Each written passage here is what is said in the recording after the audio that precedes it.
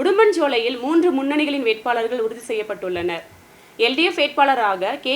ஜெயச்சந்திரனும், UDF வேட்பாளராக mini பிரின்ஸும், NDA வேட்பாளராக சங்கீதா விஸ்வநாதனும் போட்டியிடுகின்றனர்.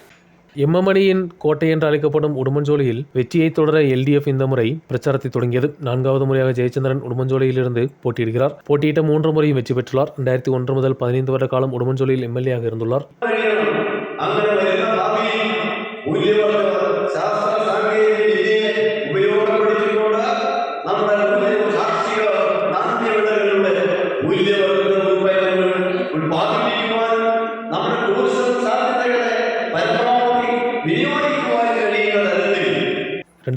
கே. ஜெயச்சந்திரன் வழியாக நஷ்டமான தொகுதியை இந்த முறை திரும்ப பிடிக்க யுடிஎஃப் பெண் தலைவரான மினி பிரின்ஸை இறக்கியுள்ளது. மகிழா காங்கிரஸ் தொண்டர் என்ற நிலையில் தொகுதி முழுவதும் மினி பிரின்ஸ் அனைவருக்கும் தெரிந்த ஒருவர். பல பஞ்சாயத்து தேர்தல்களில் வெற்றியும் பெற்றுள்ளார்.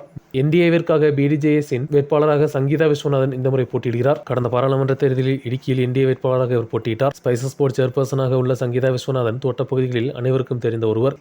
நியூஸ் பியூரோ, ராஜகுமாரி.